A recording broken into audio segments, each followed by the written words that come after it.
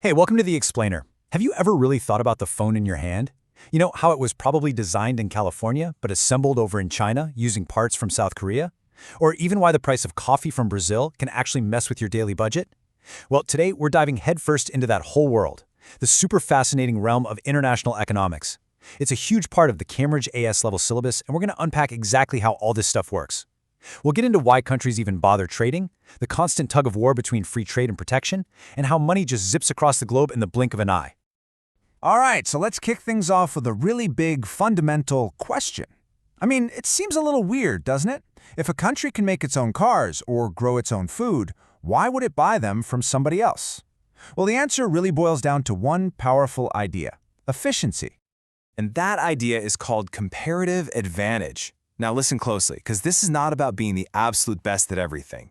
That's a different thing called absolute advantage. This is way smarter.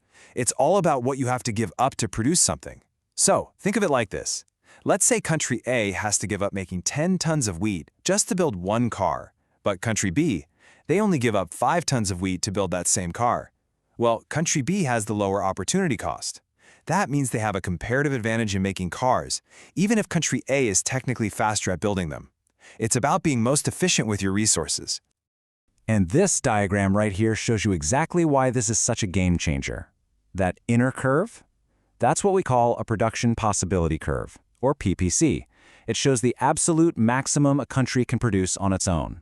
They just can't get to any point outside that curve by themselves. But look at that outer line. That is the trading possibility curve. By just focusing on what they do most efficiently, what they have a comparative advantage in, and then trading, they can suddenly consume way more than they could ever produce alone. It's like unlocking a national-level cheat code that just makes more stuff available for everybody. Okay, so specialization in trade sounds like a total win-win, right? Well, this is where that beautiful, clean economic theory often crashes right into a much, much messier reality. So let's get into the rules of the game, and this constant battle between throwing the doors open to free trade and protecting what you've got at home. So while free trade can definitely grow the whole economic pie and give all of us as consumers way lower prices, it brings up a really tough question. What about the local businesses that just can't compete with those cheaper imports? What happens to their workers and the towns that depend on them?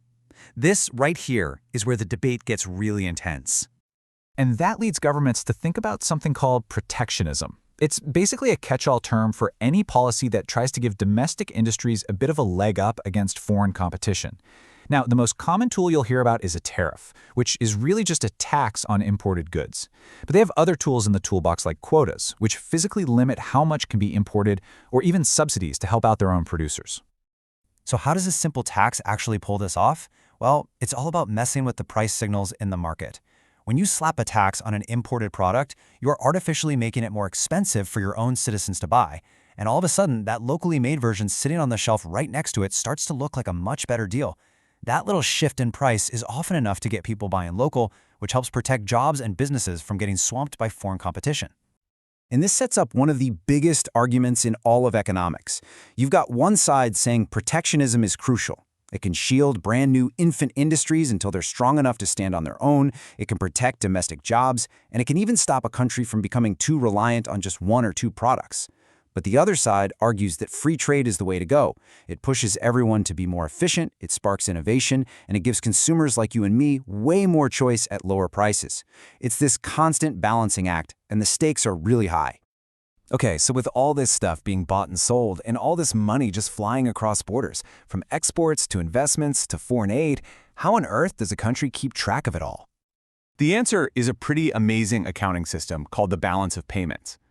The easiest way to think about it is like a huge, incredibly detailed bank statement, but for an entire country. It records every single international transaction over a set period, which is usually 1 year. And this giant national bank statement is split into 3 main parts. You've got the financial account, which tracks the big-ticket money movements, like when a foreign company decides to build a factory in your country. Then there's the capital account, which is for smaller, more niche transfers. But, and this is important, for your AS-level exams, the one you absolutely need to know inside and out is the current account. This is the big one. It tracks all that day-to-day flow of money from trading goods and services, plus income going in and out. Okay, now this is where it gets really interesting. If you look at this simplified table, you see exports are a credit, that's money coming in. Imports are a debit, that's money going out. So right away you can see this country has a trade deficit of $50 billion. After you factor in the other income flows, the overall current account has a deficit of $45 billion.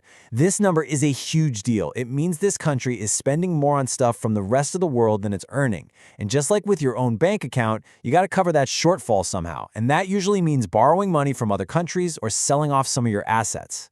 A deficit that sticks around for too long can be a major red flag for an economy. And that very need to borrow or sell off assets puts direct pressure on the value of a country's money, which leads us perfectly into the pricing system that makes all of this global trade possible in the first place, the exchange rate. You see, a country's currency isn't just worth a fixed amount. Its value is constantly bouncing around compared to other currencies. And these little fluctuations affect the price of absolutely everything you import and export. So what's actually causing these shifts? At the end of the day, it's just good old supply and demand, playing out on a massive global stage called the foreign exchange market. Think about it. If a country exports a ton of stuff, foreigners need to buy its currency to pay for it, right? That pushes up demand and the currency appreciates or gets stronger. On the flip side, if a country imports a lot, like that one with the deficit we just talked about, its people need to sell their own currency to buy foreign goods. That increases the supply of their currency on the market and it depreciates or gets weaker. It's this constant global tug-of-war. Now, there's another concept that's related to all this, but it's different. It's called the terms of trade. This isn't about the exchange rate itself, but about the actual prices of the goods being traded. It's basically a ratio that tells us how much stuff a country can import for every one thing it exports. Let's just walk through this table to see how it works. In year 2, the prices of this country's exports, let's say they sell oil, went up faster than the prices of the stuff they import, like machinery. So, their terms of trade improved to 104.8. This is awesome news for them. It means that for every single barrel of oil they sell, they can now buy more machinery than they could before. But then look at year 3. The situation completely flips. The price of their imports shot up, but their export prices barely moved. Their terms of trade worsened, which means their international purchasing power actually went down. All right, so for our final section, let's zoom all the way out to the big picture. Because all of these things we've been talking about, trade, money flows, exchange rates, they're all individual pieces of a much, much bigger trend that has completely defined the world we live in today.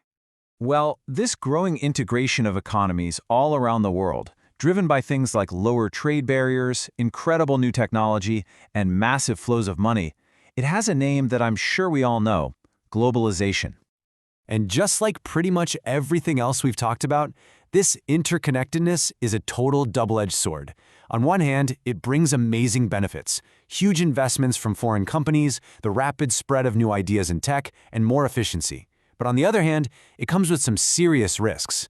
A financial crisis in one country can now spread like wildfire across the globe. It can make inequality worse, and it can put a ton of pressure on local businesses and workers.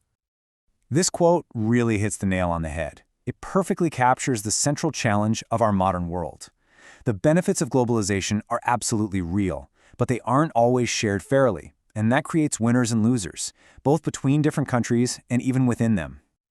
So, after all that, what's the big takeaway here? It's that in today's economy, no country is an island. A decision to change interest rates in one capital city can affect a farmer on the other side of the planet.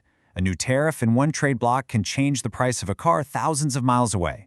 Understanding these core ideas of international economics isn't just about passing an exam. It's about being able to see the invisible threads that connect every single economic choice we make to a massive, complex, and constantly changing global story.